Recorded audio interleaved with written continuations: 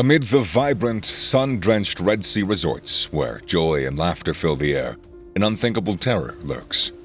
Today's tale is about a young Russian man, Vladimir Popov, whose blissful day at the beach transforms into a chilling nightmare as a monstrous tiger shark tears through him in broad daylight. Today's journey begins on the 8th of June in 2023, a day that began like any other in the bustling city of Hurghada, Egypt. This idyllic Red Sea resort, known for its golden sands and clear turquoise waters, was teeming with locals and tourists alike, all seeking to escape the mundane and dive into the joys of the beach. Amid the throng of beachgoers was 23-year-old Vladimir Popov and his father Yuri. Having moved from Russia to Egypt several months prior, they had found solace and a peaceful life far from their conflict-ridden homeland. Vladimir, born in the chilly city of Archangels in Russia, had grown to love the Egyptian sun. Escaping from the upheaval of war and the dread of military conscription back home, he'd crafted a new life working remotely as an IT specialist in Hurghada, where his family owned a property. Today was a day to leave the confines of work behind and enjoy the cool, soothing waters of the Red Sea. As Vladimir relinquished his earthly worries and dove into these tranquil waters, the serenity of the moment was abruptly shattered. From the depths of the ocean, a shadow emerged.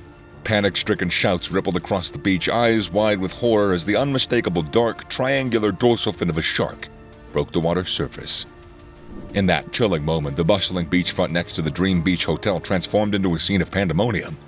Vladimir, oblivious to any impending danger, turned to see the fin slicing through the water, circling him like a predatory hawk. Terror coursed through his veins as he realized that he had become the prey of a monstrous tiger shark. And now the tiger shark was relentless, its penetrating gaze locked onto Vladimir like a heat-seeking missile, honing in from the blue abyss below. The Russian's fate was sealed. He hadn't recognized the danger in time, and he was too far from the sanctuary of the sandy shore. Like a bullet shot from a gun, the shark surged towards the unsuspecting swimmer, closing the distance with terrifying speed. With a sudden, jarring impact, the shark latched onto Vladimir, gripping him with a force that defied belief. Vladimir was caught, thrashing wildly in a fight for his life desperately. His body spun in the water as if he was caught in a tornado, a frantic dance with death as the shark's vice-like grip began to pull him downward. Amongst the commotion, Vladimir's legs appeared above the water, kicking in a frenzy, as he fought back against his premature, watery grave, against the deadly foe that held him captive. Then, as abruptly as the chaos had erupted, the shark released him. Flipped over by the predator, disoriented and injured, Vladimir bobbed back up to the surface. He was a grisly sight, blood staining the waters around him like some sort of crimson halo. The beachgoers watched, their hearts pounding in their chests as Vladimir began to swim weakly back towards the shore. Could he make it? Had the shark decided he wasn't the meal it sought after, just one taste? With a nervous surge of adrenaline, Vladimir summoned all of the strength that he had left in his body and he propelled himself towards the shore. But he only made it a few strokes. Shark wasn't done. An ominous shadow under the waves. It turned around, it circled back towards him. It hadn't made a mistake. It knew its prey was wounded, growing weaker by the second, and it came back for the final blow. The predator was not finished with its prey. Vladimir's voice filled the air, a desperate, gut-wrenching plea to his father on the beach. He said, "Papa, Papa!" He cried out, his voice a haunting echo over the waves, but his father, just like the others on the beach, was too far to save him. As the cries for help rang out, the shark advanced, its gargantuan jaws closing around Vladimir's torso once again. With a force that could rival a whirlpool, it pulled him under the water again. The once placid sea erupted into a frothy, churning mess as the shark thrashed violently, its enormous body rising in and out of the water again and again.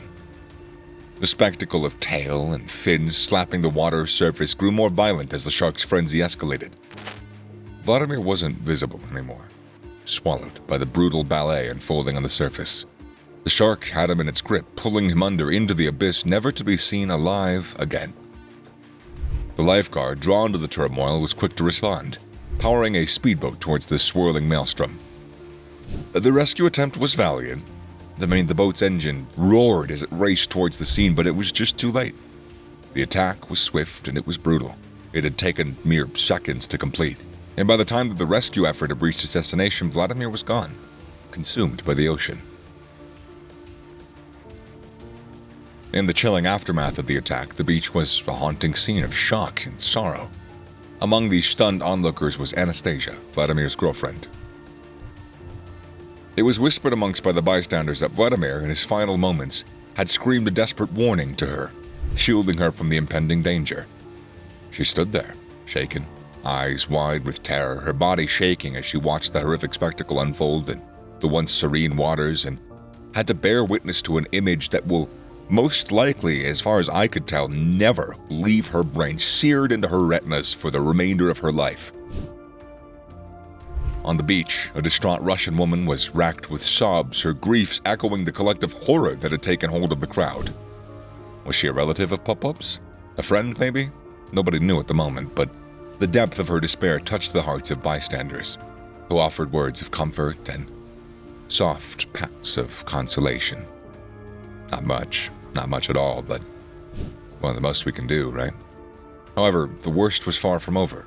The shark remained, its monstrous form looming in the once tranquil waters. It continued its gruesome feast, tearing into Vladimir's lifeless body, dragging him under only to resurface over and over and over again. This horrifying spectacle endured for a stomach-churning 2 hours.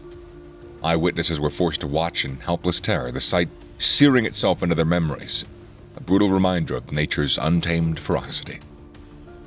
Put yourself in Vladimir's shoes for just a second here. You're swimming in the pristine waters of the Red Sea. The water grows cold around you and you sense something. The hairs on the back of your neck stand up, and you know something is terribly wrong.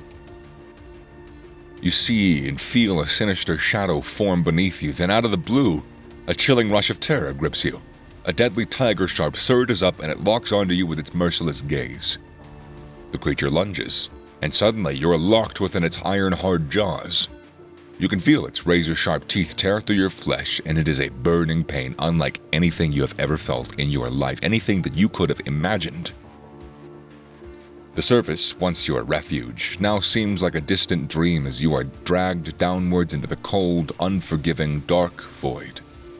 You're alone at the shark's domain, your cries of help swallowed by the deep.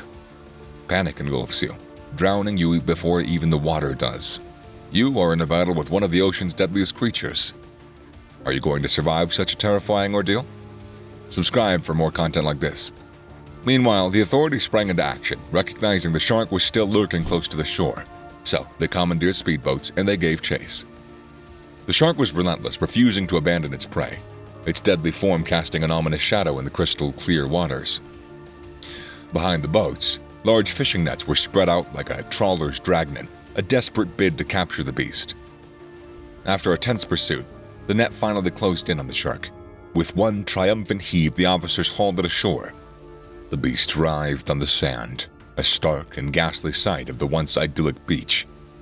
Onlookers watched in grim satisfaction as the men descended on the thrashing creature. Metal bars and wooden sticks were raised, their blows raining down on the beast's head and snout.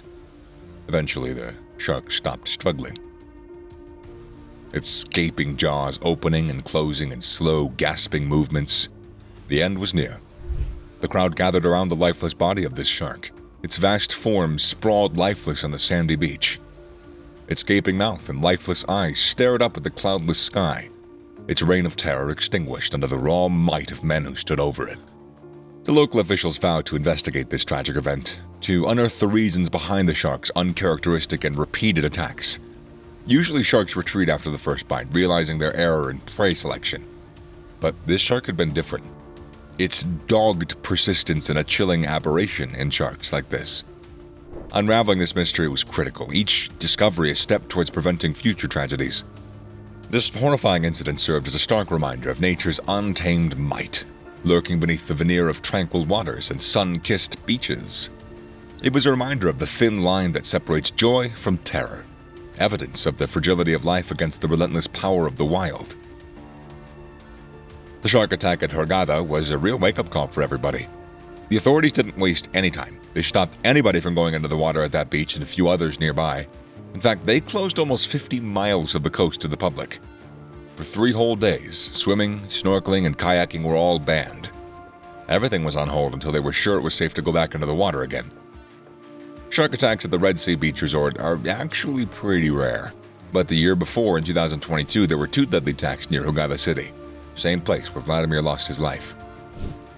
These resorts are popular, especially with tourists from Europe. They offer great swimming and diving, and people usually feel safe there.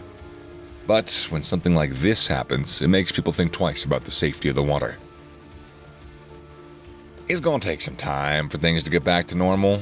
People are going to be cautious. They're going to remember what happened. But eventually, as with all things, they will start to forget. They'll return to the water to enjoy the beautiful beach and the sea. Life will go back to how it was before, until something like this happens again. Everybody hopes that it won't, but nobody can predict what'll happen next in the wild waters of the Red Sea.